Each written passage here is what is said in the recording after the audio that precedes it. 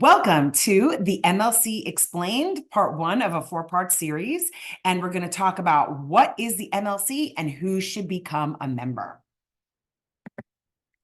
So, what is the MLC's purpose? Right? We are here for a very, very specific purpose. And even if you didn't read any text on this slide, you can see money flowing into the MLC and money flowing out of the MLC. At the heart of it, that is what we are here to do, to collect and pay out a certain kind of money. So what we're talking about is collecting money. Digital mechanical royalties is that kind of money. Digital mechanical royalties from United States digital services, digital music services that offer music for interactive streaming and downloads.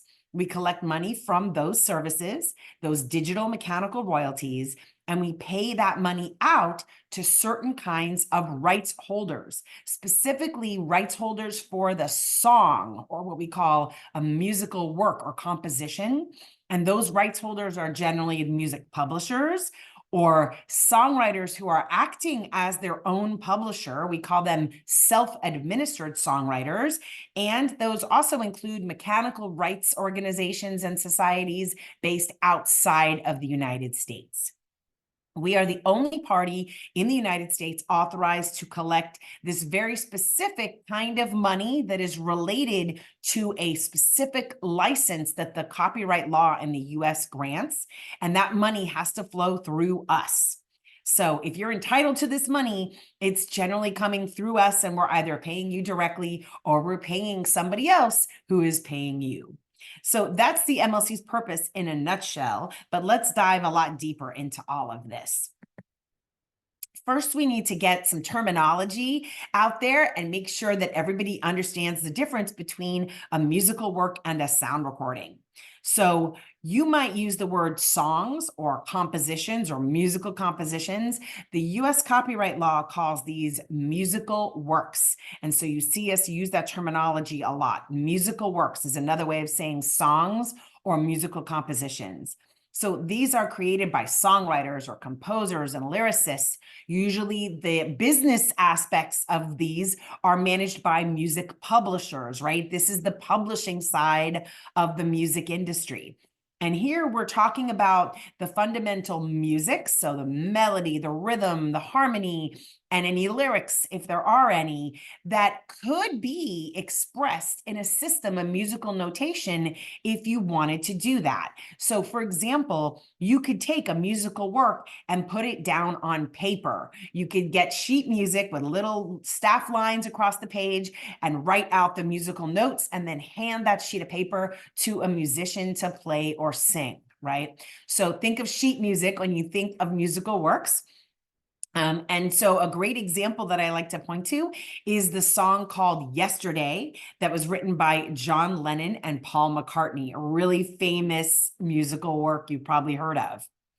So musical works are different from sound recordings, okay? Sound recordings are typically created by recording artists and producers when we're talking about the music industry. But for example, an audiobook is a sound recording, and nature sounds could be a sound recording that might help you sleep. For example, a podcast is a sound recording, right? So sound recordings are sometimes made of performances of musical works, often in the recording studio. But they might be made of other things as well, like audiobooks. So in the music context, a sound recording typically made by a recording artist with the help of a producer, usually distributed by a record company or a record distributor. And it's important to understand that a sound recording is only the sounds. It is not a video. Right? So video under the copyright law is called an audio-visual work, and that's a third kind of work under the copyright law. So under copyright law, it separates musical works are separate from sound recordings that are separate from audio-visual works. And what you have that you get exposed to all the time in the music industry is what I like to call a nesting of copyrights. So for example, if you're watching a music video, you're encountering 3 copyrights all at the same time. You're watching an audiovisual work, that has embedded within it or nested within it a sound recording that you're hearing, and nested within that sound recording is the musical work. So you have like this 3 levels of layering going on when you're encountering a music video, right? 3 different copyrights involved. So let's build on the example of the song Yesterday, written by John Lennon and Paul McCartney. That song was first recorded, right? The first sound recording of that song was made by the Beatles. But then it was also recorded by many other recording artists, thousands at this point. Some famous ones include Aretha Franklin, Frank Sinatra, and Elvis Presley. All of them made sound recordings of that one song written by John Lennon and Paul McCartney. So you can also start to appreciate that you can have what we call like a one-to-many relationship. You can have one song by John Lennon and Paul McCartney that is related to the sound recording by the Beatles, the sound recording by Aretha Franklin, sound recording by Elvis Presley, sound recording by Frank Sinatra, and thousands of others. All those thousands of sound recordings can be connected, or we like to say matched, back to that one song by John Lennon and Paul McCartney. Mechanical licensing lives at the intersection of a musical work and a sound recording. Where they connect, that is where mechanical licensing lives. So some other terminology. So when you are the owner or the administrator of a musical work copyright, the copyright law grants you 5 exclusive rights if you are the owner of a copyright in a musical work. And those different exclusive rights can be connected to the different ways that we enjoy music and the different kinds of music licenses. License is another word for permission, the kind of music licenses that are needed in order to allow music to be used in those ways.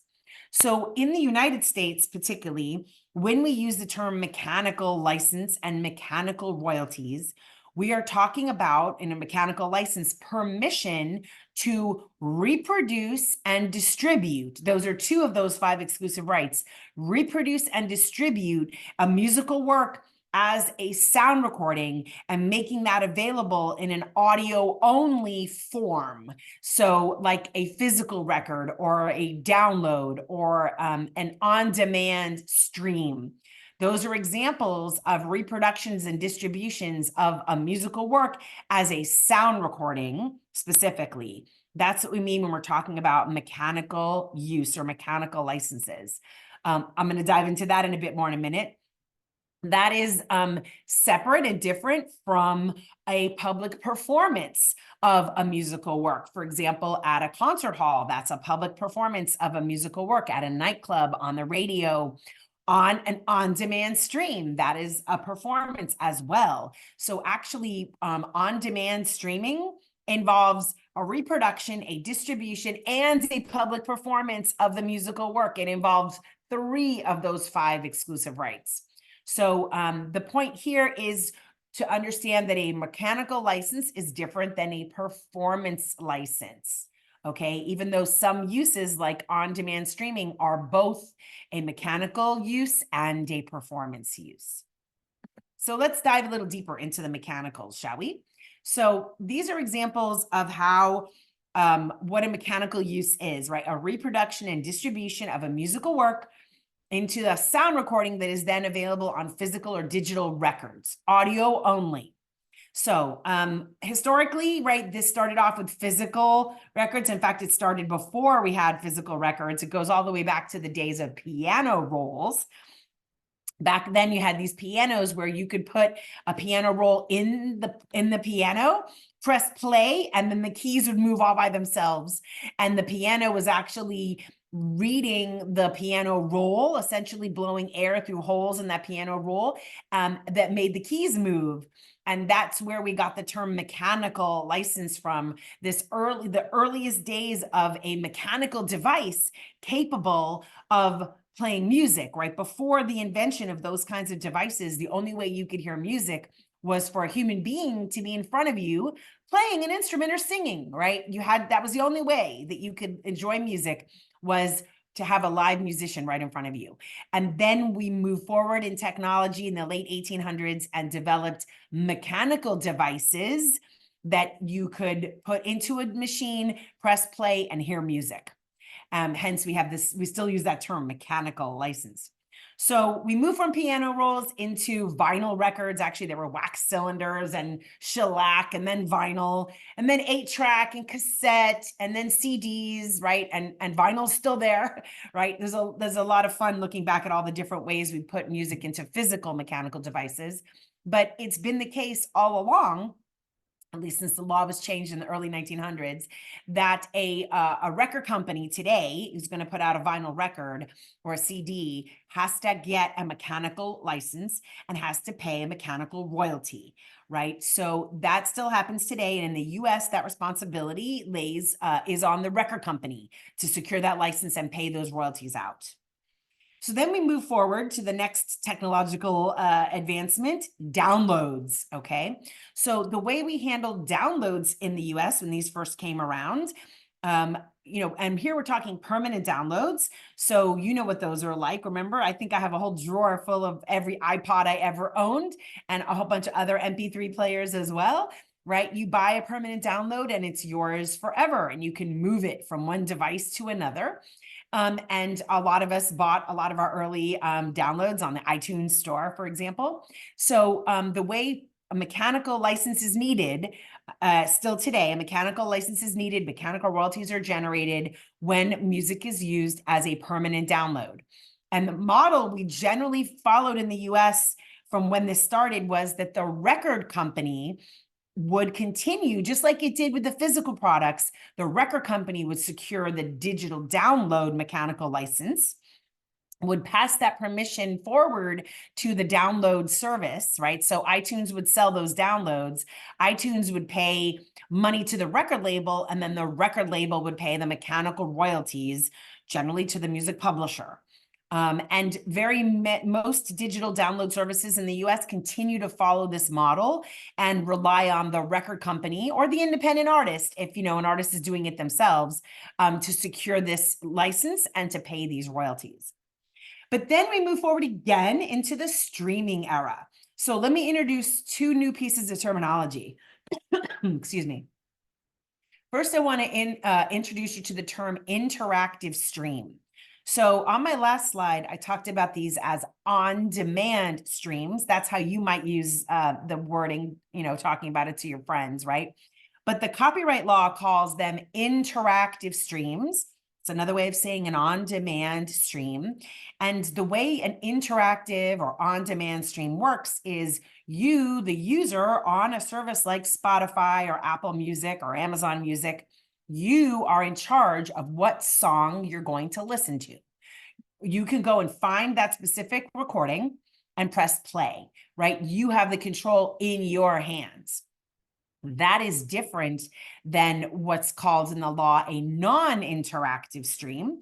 The law makes this distinction, and it's actually a really important one because the way that royalties flow, the way permissions are granted for an interactive stream versus a non-interactive stream, it works very differently.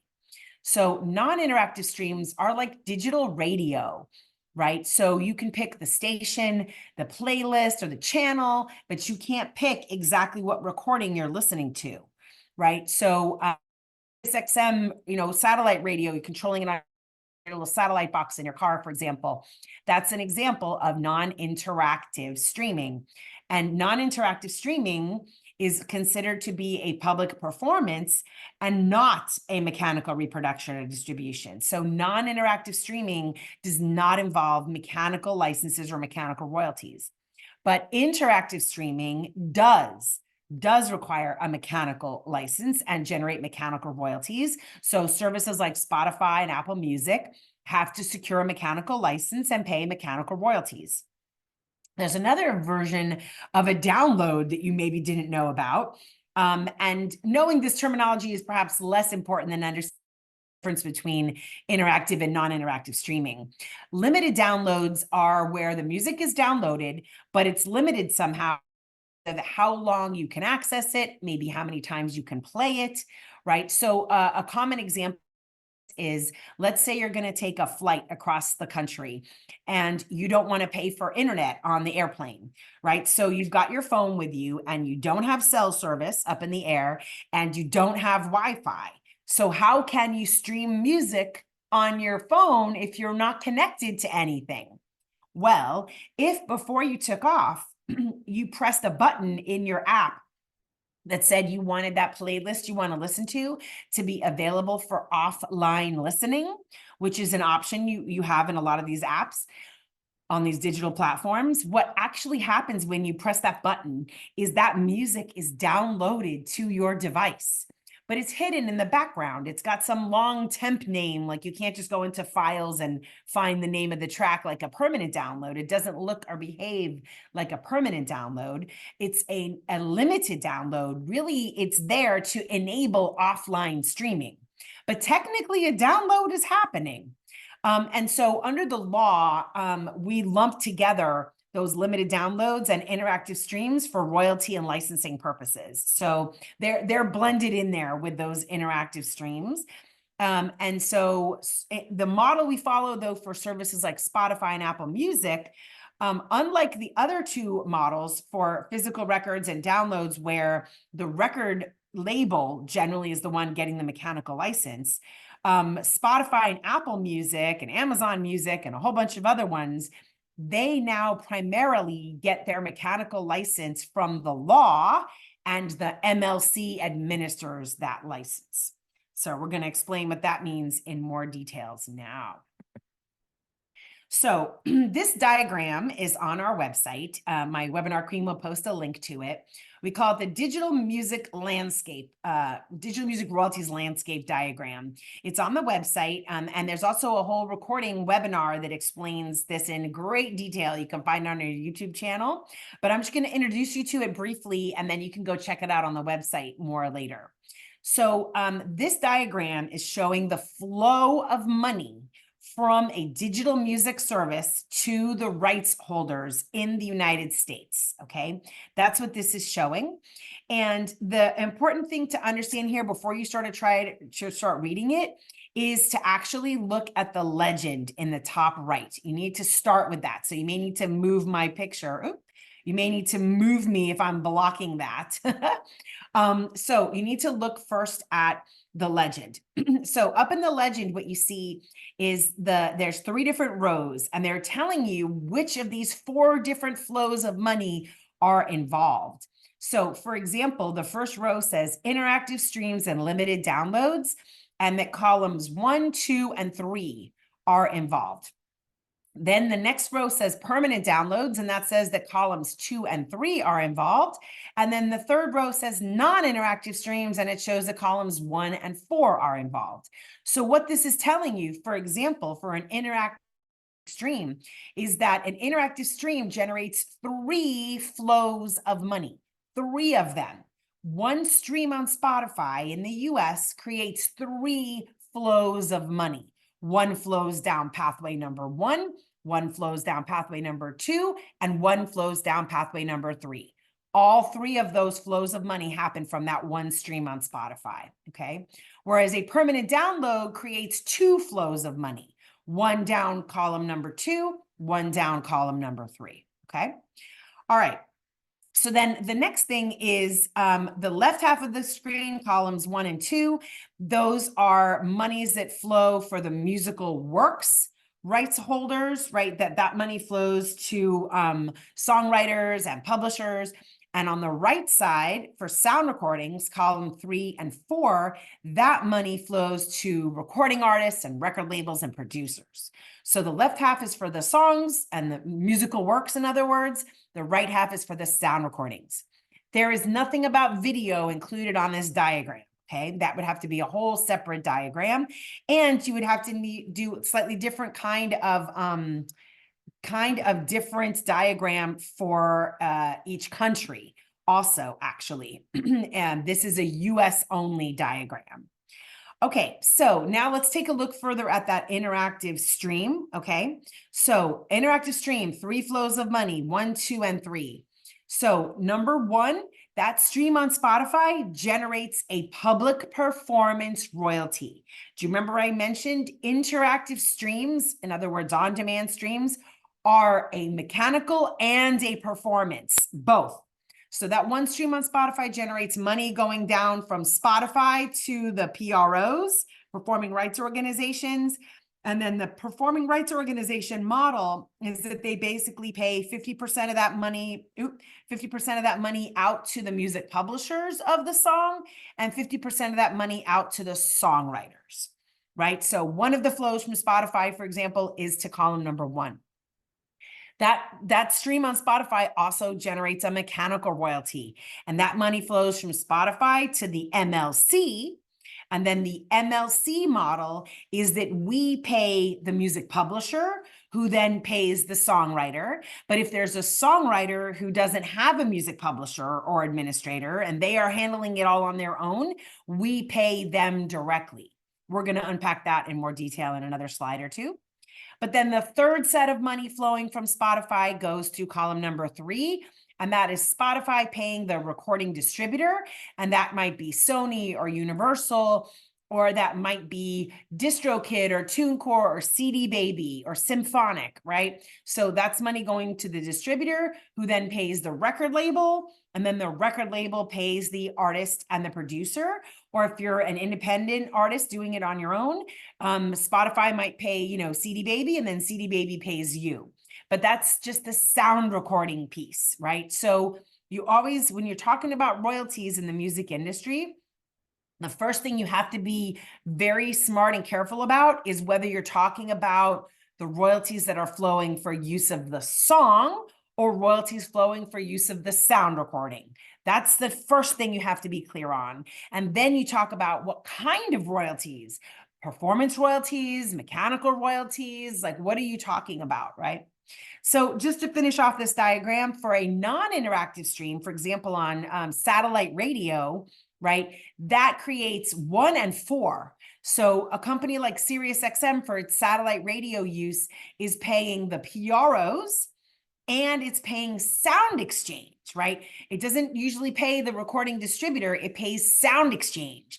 And then Sound Exchange typically pays about half of the money to the sound recording copyright owner.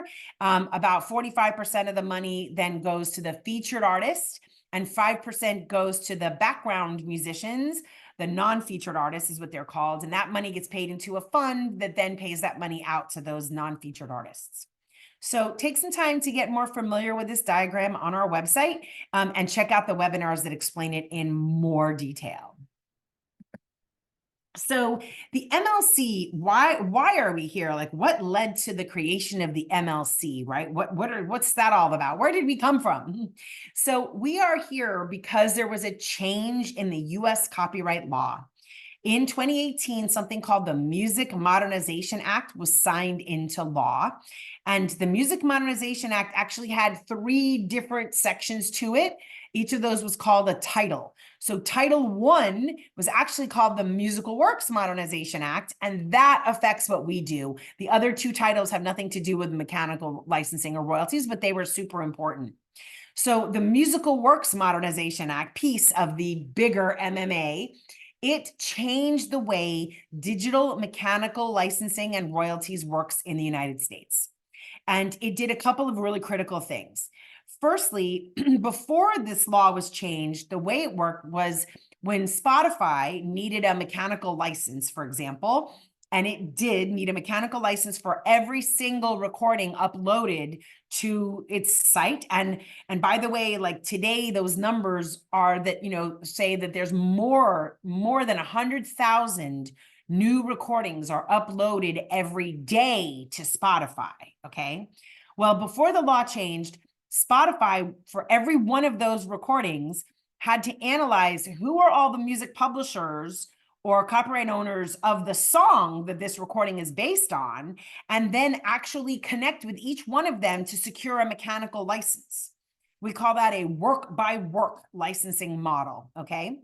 And it was not very efficient at all. And we try to imagine doing that for more than 100,000 tracks a day. It does not work. So the change in the law was to create a new way of doing that, what's called a blanket license. With a blanket license, instead of a work by work license, a blanket license means that Spotify only needs one mechanical license, not one per work, per share of the work, but just one license, one mechanical license to satisfy that portion of its legal obligations. And that license would encompass all of the songs that are eligible for it, right? So the law created this blanket license. What our law already had in it was a kind of license that's called a compulsory license, which means that the law grants the license, right? So we already had in the United States and have had since 1909, a compulsory license for mechanical use, which means that under certain circumstances, the law will grant the license rather than the copyright owner, okay? The copyright owner can't say yes or no, they don't have a say in it. The law grants the license. So what we had before the change in the law was a work by work compulsory licensing model. Now we have an additional version that's just for digital music services of a blanket compulsory mechanical license, and it only applies to digital uses. Nothing changed for record companies, for example, but this changed the way things work for digital services like Spotify and Apple Music. When you have a blanket licensing model, you need to have at least one central organization to handle administering that, collecting the royalties, paying them out, right? And so, for example, that blanket model, that's what the performing rights organizations all do. They basically are involved in blanket licensing, right? So there was no mechanical rights organization specifically set up for this in the US. So the law created a mechanical licensing collective. It mandated its creation, and the law is very specific about what that mechanical licensing collective is allowed to do and what it's not allowed to do. Very, very specific in the law. And so that's why we're here, because the law said we need one.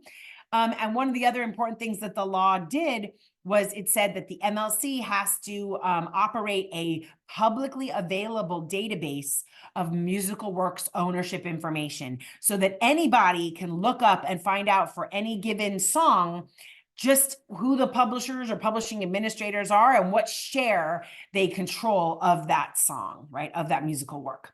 So that's why we're here. This change in the law changed the way digital mechanical licensing and royalties works for digital music services in the US. And as part of that change, it mandated the creation of a central organization to handle all of this royalties collection and payout. So I'm going to come at this from a slightly different way that might help clear up some questions. What we found very early on when we started telling people we're here, this is what we do, was there's a lot of confusion because the music industry is really complicated and lots of different royalties flow down different pathways. Remember the diagram a few seconds ago? And people sometimes confuse what we do with what other organizations do. So we decided that the best way to tackle this was to tell you what we do and tell you what we don't do. I know that sounds a little weird. So let's first go over what it is that we do. What does the MLC do? What do we spend all of our time doing every day? So firstly, we have this publicly available database of musical works ownership information. And any one of you can go and look in that database. And what's also very cool is companies that have, IT departments, that's information technology departments and big servers that can handle large volumes of data. They can take a complete download of our entire database for a very, very tiny amount of money, very, very little amount of money. You can subscribe to get a full data feed of our entire multi-million database of songs. So that is something we're really proud of, and the law requires it. So it's a really good thing. We administer this new blanket license. What does it mean to administer the license? What that means is that, so remember I said the law grants the license. The MLC is not granting a license and we're not negotiating the license. The law says digital music services, if you follow these rules, you are entitled to a license. So some of those rules require those digital services to send certain paperwork to us, to file with us, to declare that they're going to operate under this license. And then they also have to pay royalties to us on a particular schedule in a specific format, right? So administering the license means that we are basically enforcing all those rules. And though that license is available only to US-based digital audio services that are making music available as interactive streams, limited downloads, and permanent downloads. So permanent download services can choose to operate under this blanket license, or they can choose to keep doing things the way they always did by having the record labels secure that download mechanical license for them. So we administer this blanket license. And as a big part of that, every single month, what we get is a bunch of data files and a lot of money from these digital music services. So they have to report from a data perspective. They tell us every month how many times each recording was streamed on their digital services or downloaded. And so, for example, they will tell us the Beatles version of Yesterday was downloaded this many times, or the Beatles version of Yesterday was streamed this many times. The Aretha Franklin version of Yesterday was streamed this many times. The Elvis Presley version of Yesterday was streamed this many times, right? They are reporting sound recording usage to us. Sometimes they also tell us the names of the songwriters of the song that recording was based on. Sometimes they don't tell us that. But so they are reporting this to us every single month. And what we then have to do, right, is we have to match up that sound recording of Yesterday by the Beatles, the sound recording of Yesterday by Aretha, the sound recording of Yesterday by Elvis. We have to match those sound recordings to that song, that musical work in our database by John Lennon and Paul McCartney. So we call that matching. We use computers and algorithms and smart people, an army of people. And we empower our members to also help us do this matching. Matching is critical. Without matching, we cannot pass those royalties that we collect over to the rights holders. We've got to be able to match the sound recordings to the related musical works. So that's the really heavy lifting that we're doing all the time. And those digital services have to pay those mechanical royalties to us. They're called statutory mechanical royalties because they're actually the amount of money is determined. There's a formula that's used to calculate how much money they have to pay us. And that formula is determined by 3 federal court judges called the Copyright Royalty Board. There are 3 judges, and they specifically reach these kinds of decisions related to compulsory licenses granted by the law. Right. So if the law grants a license, the law also has to set the rate, is an easy way to think of it. And so the MLC doesn't set that rate. We don't negotiate it with the digital services. They have to pay the rate that's basically set by law. So they pay that money to us. We match those sound recording uses up to the related songs and then pay that money out to our members. That's what we do all day, every day. So let me just recap what we don't do. And these other activities, they all generate money, but it doesn't flow through the MLC. You have to go and get that money somewhere else, okay? So we have nothing to do with performance royalties, right? That money that flows to ASCAP, BMI, CSAC, Global Music Rights, and AllTrack in the United States, we have nothing to do with performance royalties for songs. You've got to go get that money from your PRO, right? So if you're a songwriter, you need to join a PRO. And if you're a music publisher, you need to be affiliated with whatever PRO the songwriters you're working with has joined. That money is separate from what we do, okay? So we are not a PRO. We do not replace PROs. You have to separately tell your PRO about your songs than telling us. We don't share some big master database or anything like that. It doesn't work like that. We have nothing to do with digital performance royalties for sound recordings, or what those of you outside the United States might call neighboring rights, right? This is money for the sound recording performance. In the US, We have a very limited performance right for sound recordings. It's only for digital transmissions of non-interactive streams. So we do not replace Sound Exchange, for example, in the US. If you are a recording artist, you need to join Sound Exchange. If you're a record company, you need to be signed up with Sound Exchange. If you're outside the US, you need to be signed up with the neighboring rights society in your country. That's completely separate kind of royalties from what we do, okay? It's separate. We are not allowed to be involved in the licensing or mechanical royalties for physical products like vinyl or CDs. The law only puts us in the mix for digital uses. So record companies still have to secure those licenses for vinyl and CDs, and they pay that money the way they always have. Nothing has changed with respect to that. We have nothing to do with video. In the US, when we're talking about mechanical licenses and this particular blanket mechanical license, it's only audio uses. So we do not collect money from TikTok or Facebook or Instagram uses, okay? None of that, or typical like YouTube videos, we do not collect for. We do collect from YouTube Music and for what's called art tracks on YouTube, where it's an image that doesn't move, but we do not collect anything to do with videos, okay? Video use is generally involving a performance and a synchronization. That does not involve a mechanical, the way we use it in the US. Outside the US, I know there's something called broadcast mechanicals, nothing to do with us. So nothing to do with video. And lastly, the law does not allow us to collect these digital mechanical royalties from outside the United States. So for example, when music is streamed on Spotify in France, that generates a mechanical royalty as well. And that money is generally going to flow to the Mechanical Rights Society in France. There are different ways you can go about collecting that money if you're a rights holder based in the United States, but it does not flow through the MLC. We cannot collect that for you.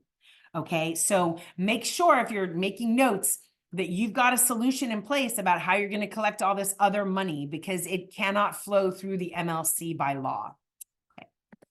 All right, so public search, just a little more on that. So if you go to our website, which is themlc.com, up in the top right, you see a big yellow button that says public search. So that's where you get to our publicly available database and have fun, search to your heart's content. And one of the really cool things you'll notice about our database that's different, for example, than like ASCAP or BMI, is you will be able to see, if there's 3 publishers, what share of the song or musical work, in other words, right? That's the same thing. Musical work equals song. What share of that song they are claiming. Okay, so you can actually see that in our database. So have fun. So who needs to become a member of the MLC? Let's go over this, okay? So the quick answer is it's the party that is administering the publishing for the song in the United States. So let me also explain what I mean by administering the publishing. So if you think about a music publisher really engages in, like, let's just say 2 big categories of work. On the one hand, a music publisher is usually involved in lots of creative aspects. So they are working with their songwriters to help, really nurture their creativity. They are, putting them in songwriting camps, and they might be partnering them up with other songwriters for co-writes, right? And they're also finding all kinds of great ways to get that music used. They're pitching the songs to recording artists. They're pitching those songs to music supervisors to use in film and TV, right? So there's a whole bunch of creative work and, really trying to get licensing placements happening that is a big part of what a music publisher does. The second part of what a music publisher does is the administrative work. And that means things like registering those songs in all the places that they need to be registered in order to collect royalties. That includes registering with the PROs, registering with mechanical rights societies, registering with the US Copyright Office, right? All of those kinds of things fall under this bucket that we call administrative work. So music publishers generally do creative and administrative work. There's also a new kind of company out there that's called a publishing administrator, and they don't do the creative stuff, but they do the administrative stuff. right? And a lot of songwriters who don't have a publisher can sign up with those publishing administration companies to have them handle the publishing administration for you, okay? An example of that would be Song Trust, for example. So when we say the party that is administering the publishing, it means the party who is handling the business side of these songs and getting them registered in all the places that they need to be in order to collect royalties. So generally, we're talking about music publishers, right? So music publishers that are administering their own songs in the United States need to become a member of the MLC. Music publishing administrators, again, like Song Trust, right? They need to become a member of the MLC. Mechanical rights societies based outside the United States. So many other countries have a mechanical rights society. Sometimes it's separate from the performing rights societies. Sometimes they're merged together and it's one entity that collects both performance and mechanicals. But those mechanical royalties societies join the MLC. They're all members of the MLC. And then we pay them these US digital mechanical royalties, and they pay those to their members in their local countries. And there is a place on our website where under the join, you can see if what those mechanical rights societies are and figure out if you're based outside the US, if you have signed up with your mechanical rights society in your country and allowed them to collect from all over the world for you, they are probably collecting the royalties from us, and then they will pay you, okay? So you have that option to go that route if you're based outside the United States. A few other things if you're based outside the United States. Let's say you're a music publisher in another country, right? You could have the Mechanical Rights Society in your country collect from us for you, or you could sign up with a publishing company or publishing administrator to handle your US administration, in which case we'll pay them and then they'll pay you, or you could sign up with us directly and we'll pay you directly, only for your US mechanicals. So you will still need to solve for how you're going to get them from all over the rest of the world. So if none of these things apply to you, if you're like, I'm not a publisher, I'm not a publishing administrator, I'm not a mechanical rights society based outside the United States, I am a songwriter, composer, or lyricist, and I'm trying to figure out if I need to join or not, then let me give you the answer, okay? Because it can be a little complicated. It all comes down to whether or not you are acting as the administrator for your songs, your musical works in the United States. If it's just you, like you have not authorized a publishing administrator to work on your behalf, you have not signed up with a publisher, it's just you, right? If you are the only person, for example, it's you who registers your songs, both songwriter and publisher share with your PRO, then you need to become a member of the MLC. It is free to join. There is no cost to join the MLC. You will sign up and then you have to register your songs with the MLC. That's separate from registering them with your PRO. We don't share a database. So for example, if you're a songwriter in the US and you are self-administered, meaning you are self-published, in other words, and you are a member of ASCAP, for example, you have to register your songs with ASCAP separately from also registering them with the MLC, okay? But let's say you're a songwriter, a composer, a lyricist, and all of the songs you've written that have been recorded and are up on digital services or soon will be, if all of those are administered by a music publisher or a publishing administrator, and truthfully, most of the most successful songwriters their songs are administered by a publisher or a publishing administrator, then those songwriters do not join the MLC because we pay the publisher will pay them. Okay. It's not like a PRO where PROs pay half the money to the publishers, half the money to the writers. It does not work like that for mechanicals. We pay 100% of the money to the publisher, and then the publisher pays the songwriter. But if you are a songwriter who has no publisher, you are your own publisher. You all start off as self-published.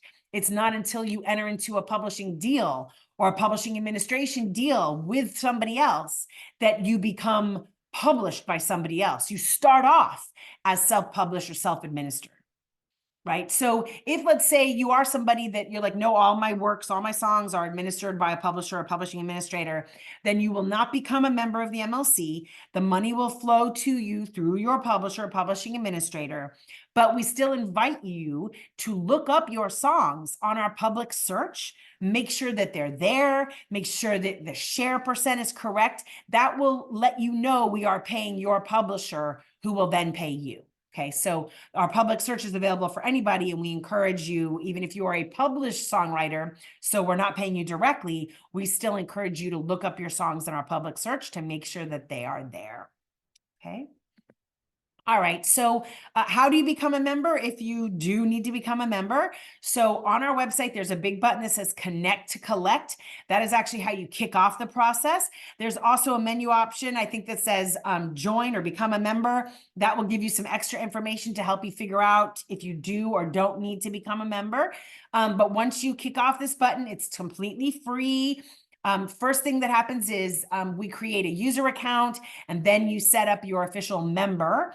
The next part of our series, this webinar is part of a series, we'll get into explaining how all of that works in a lot more detail. Okay, so we will be covering that in the next webinar in this series, but it is free, and you kick off that process there. So come back for that next webinar to hear more details.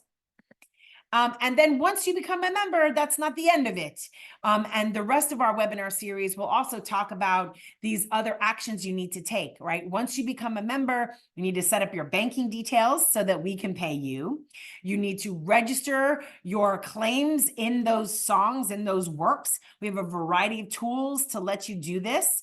And we have a webinar that's going to talk all about that as well, right? So get those works into our database and help match those songs to sound recordings of your songs. So we'll talk about that as well. It's called our matching tool. So remember I talked about matching those sound recordings to songs, and we have algorithms and we have an army of human beings, but we also enable our members to help us do those matches so that nothing falls through the cracks. And we pay you. We send you royalty statements that you can access digitally and download, and we make those payments electronically to your bank.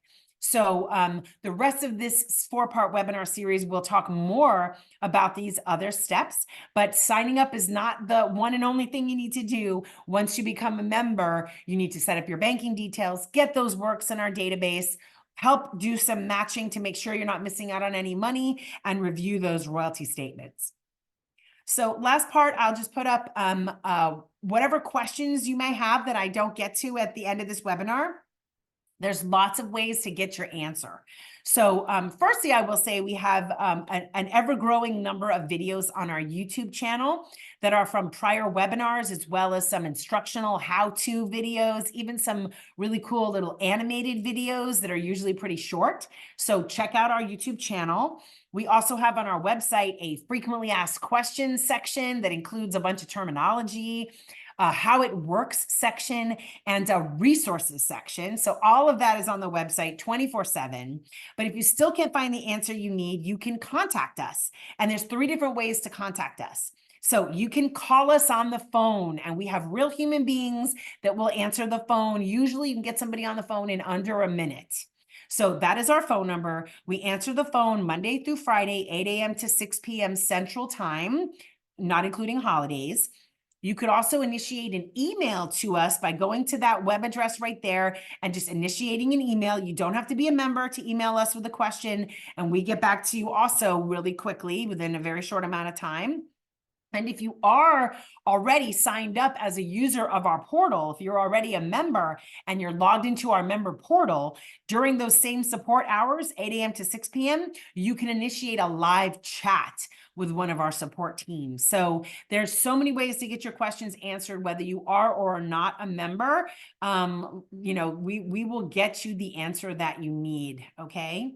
All right, so, and then remember to follow us on social media as well. We announce upcoming webinars, all kinds of information on our social media. So those are our handles. Snap a photo, or if you go to our website, themlc.com, up in the top right, you will find links. You have those icons there to all of our social media platforms. So please do follow us, like us, and you can stay informed about what's going on with us.